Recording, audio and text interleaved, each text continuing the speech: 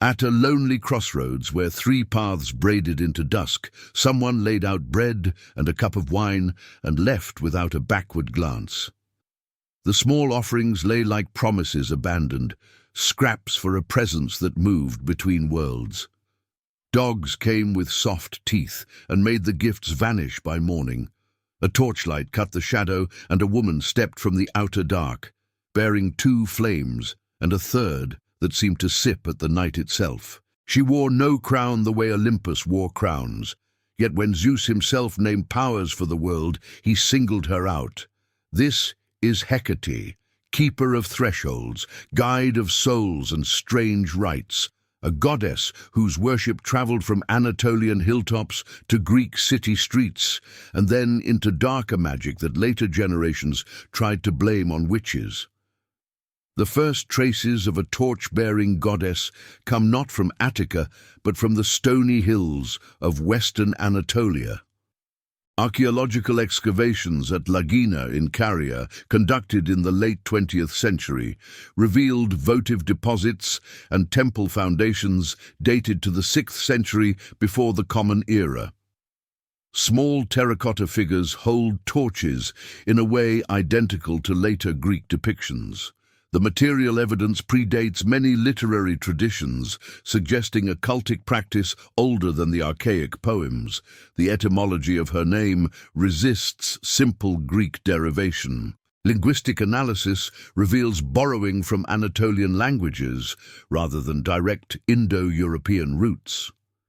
That etymological complexity points to cultural contact zones where belief systems braided together, producing goddesses who carried older meanings into new speech.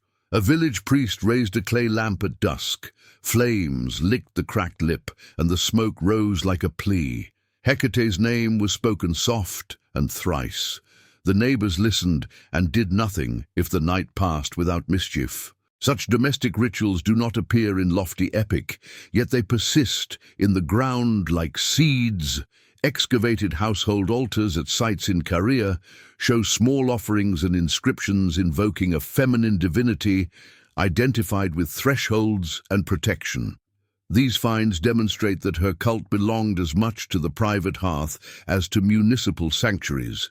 Hesiod's Theogony, composed in the 8th century before the Common Era, is our earliest literary witness that grants Hecate unusual honors. There the poet records that Zeus bestowed on her authority over earth, sea, and sky. That literary moment is startling. Hesiod otherwise binds the divine genealogy to a Greek cosmology, yet he preserves a figure whose origins appear external. Scholars interpret this as evidence of syncretism, the blending of traditions, in which an older Anatolian deity was given a place within Greek theogony.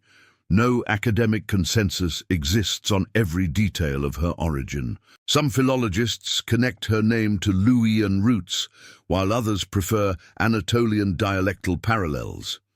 The archaeological record from Lagina and other Carian sites strengthens the Anatolian hypothesis, though the question remains debated. The earliest records contradict later versions entirely. Over time, Hecate's image gathered layers: boundary guardian, moon-associated figure, psychopompa guide between life and death. The material evidence predates a large portion of the literary tradition, meaning rituals shaped stories rather than the reverse.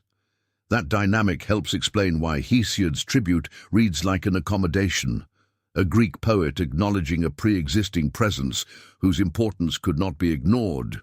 Language, pottery, and temple foundations together sketch a goddess born in contact zones and then reimagined by Greek poets and civic cults.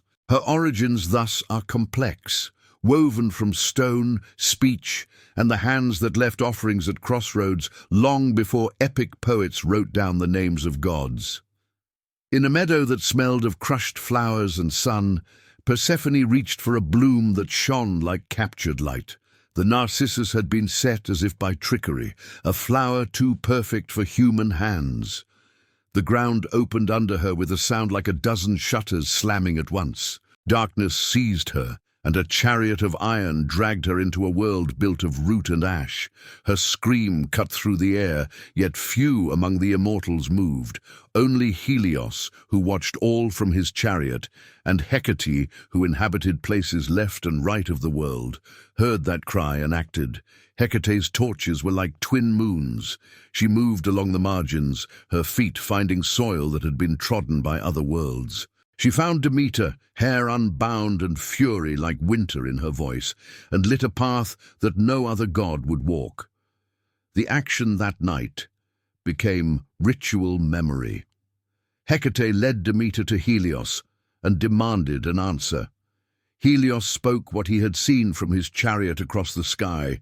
When the truth was known, Hecate guided Demeter to the boundary where earth becomes underworld. The resolution arrived slowly.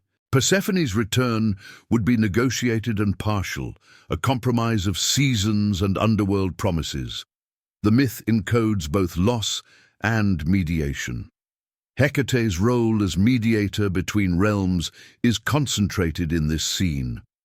Ancient readers of the Homeric hymn to Demeter, likely composed in the 7th century before the Common Era, would have recognized the ritual logic.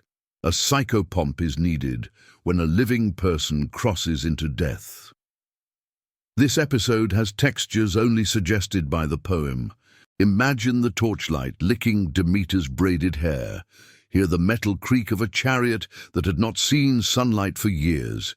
Taste the bitter ash of grief on a mother's tongue. The Homeric hymn to Demeter preserves this sequence in manuscript traditions copied by later scribes. Papyri from the 2nd century of the Common Era preserve variant readings that sometimes change small details, such as who speaks first or the precise route Hecate takes. Textual variants suggest multiple compositional layers and editorial activity. Those variants matter because they record how communities remembered the night. The text specifies a detail modern readers often overlook. Hecate is present not as a footnote, but as an active agent who moves through thresholds. Archaeological finds at Eleusis and votive inscriptions referencing torchbearers reinforce the hymn's portrayal. The goddess who walks the edge of worlds becomes the bridge in the myth. These intersecting traditions resist simple harmonization, yet together they establish Hecate's centrality to rituals of transition. If you are drawn to this kind of deep investigation into ancient religion, subscribe for more explorations that follow the evidence wherever it leads. The question scholars still argue over is stubborn. Did Hecate's role as psychopomp develop from an earlier boundary function, or were both aspects present from the start of her cult? There is a scene recorded in later sources that reshaped Hecate's image for centuries to come. In a dimly lit courtyard, a woman named Medea draws a circle and calls names that do not belong to polite speech. Flames rise from a brazier, and a pale moon watches through latticed wood. Hecate appears at the edge, not as a judge, but as a patron, handing down knowledge of herbs and paths between the worlds. The action is small and intimate, yet it ripples outward. Medea's bargains, her cunning, and the ambiguous morality of those bargains embed Hecate in a growing tradition associated with solitary ritual knowledge. The story here is about transmission and social response. Communities that produce such tales also police them. Medea's encounter is recorded in Hellenistic and Roman receptions of earlier myths. Authors like Apollonius of Rhodes and later commentators transformed boundary rituals into narratives of transgression. Scholars argue over whether the association of Hecate with witchcraft was an ancient element or a later overlay. Some argue that the transgressive element was intrinsic, coming from a goddess who stood at limits and thus embraced ambivalence. Others maintain that civic religions later cast liminal women as dangerous, and that the label of witch obscures original cultic roles. Textual variants and commentaries from the 2nd and 3rd centuries of the Common Era show this interpretive fluidity. A brief scene interrupts the argument. Picture a household altar in a 4th century Common Era Athenian home. A woman lights a torch and whispers names into the smoke. The neighbors look away in the street. Coins exchanged at the threshold suggest that protection was a service as well as a right.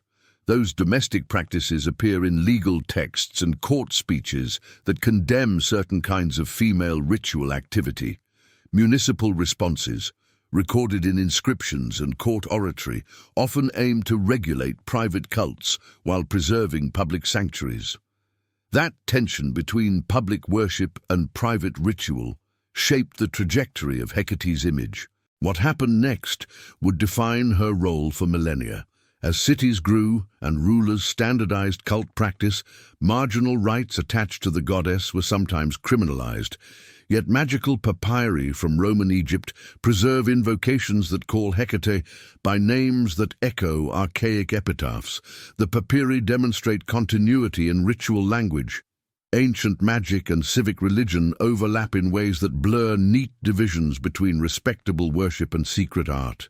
The narrative shows how a goddess once honored at Crossroads became a pivot in debates about female ritual power and societal boundaries. Household altars and municipal sanctuaries present a divided portrait of Hecate's worship. Excavations across the Aegean and western Anatolia reveal small shrines and roadside stelae dated between the 6th and 1st centuries before the Common Era. Votive miniature torches and inscribed plaques bear her name. These objects are not merely decorative. Each symbol carried precise meaning for initiates and supplicants. Inscriptions from Stratonicaia and Lagina refer to offerings left at Crossroads during the new moon. The archaeological contexts show continuity across political upheavals. Votive offerings survive when papyri and poets do not. Such material culture contradicts a timeline that privileges literary sources alone. A merchant in a bustling port leaves a coin under a threshold. He tastes salt and the smell of fish as he walks away. That single action illustrates how municipal life and domestic piety intersected. Household altars attest to practices elite authors ignore or condemn. In Athens and in smaller Carian towns, women and men left small cakes and milk, sometimes 3 times, in patterns recorded on terracotta fragments. The pattern repeats on dispersed sites, showing how practice transcended local idiosyncrasies. Municipal coinage, bearing imagery associated with a torch-bearing goddess, indicates civic acknowledgement. On some coins, a small torch appears beside a male magistrate's name, suggesting public sanction. Iconography evolves dramatically between the archaic and Roman periods. Early depictions emphasize boundary motifs. Later, imagery layers lunar crescents, hounds, and triple-faced portraits. The number 3 repeats with intentional consistency in altars, inscriptions, and ritual descriptions. That triadic pattern underlines her threefold authority on earth, sea, and underworld, as recorded by Hesiod. Curiously, household practice often emphasized the hound motif. Stray dogs became ritual actors at the Crossroads, where offerings disappeared by dawn.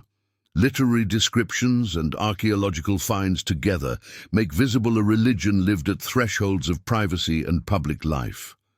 Artifacts like curse tablets preserve formulaic language that still reads to modern eyes as performative speech, a ritual technology designed to change fate. Archaeological sites reveal practices literary sources never mention. The domestic scale of much of Hecate's worship explains why later moralizing authors could recast her function. Material culture shows continuity that literary polemic sometimes sought to deny.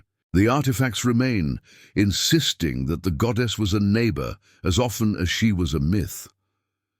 Hecate's movement from civic and domestic cult into the vocabulary of magic is a story of translation across social boundaries. Magical papyri preserved in Egypt, compiled between the 1st and 4th centuries of the Common Era, contain invocations addressed to a triadic goddess who carries torches and names that mirror archaic epitaphs. The papyri show that mystical traditions preserved what orthodox civic sources condemned. Ritual formulas repeat archaic epithets and sometimes quote lines that resemble lost hymns. Initiatory texts known to us only in fragmentary form reveal teachings aimed at guiding practitioners across liminal experiences. The esoteric interpretation explains aspects of prayers and recipes that public liturgy cannot account for. A traveler on a trade route exchanges a talisman and a whisper. The practice traveled along sea lanes and overland paths for centuries. That mobility allowed ritual knowledge to survive even when local institutions changed. Translation between languages created theological innovations. Greek names morph into Coptic forms in magical spells, and Hecate's image acquires new epithets in multicultural cities. Secret societies transmitted encoded symbols, sometimes carved into household items. Folk practice preserved ritual details that ordained priests omitted. These small acts of cultural memory sustained a living tradition across centuries of suppression and adaptation. Initiatory texts survive in ways that complicate the narrative of decline. Some fragments, discovered in late antique libraries, suggest staged rituals involving torches, hounds, and threshold walks. The sequence mirrors the mythic role Hecate plays in the Homeric hymn. Mystical traditions, therefore, preserved techniques that civic religion left unspoken. The practice traveled along trade routes historians can now trace through combined epigraphic and material evidence. The persistence of these practices through persecution and transformation reveals patterns historians are still mapping. For continued explorations of how marginalized traditions preserve themselves across centuries, consider subscribing.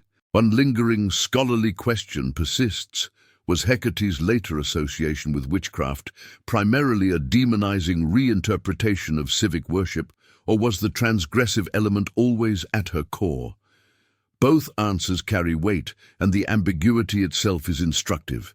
Hecate doesn't vanish with the classical world. Medieval and Byzantine commentators recast her through Christian eyes, often moralizing or demonizing what earlier pagans honored. Yet medieval grimoires, and later Renaissance grimoires, preserve names and rites that retain Hecate's features.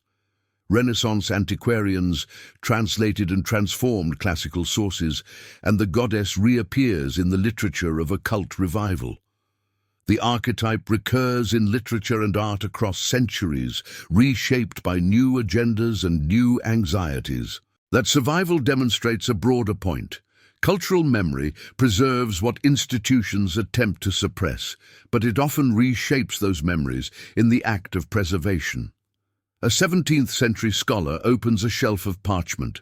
The ink smells of iron and dust. He copies a name and teaches a student who will later print marginal notes in the margins of a humanist edition.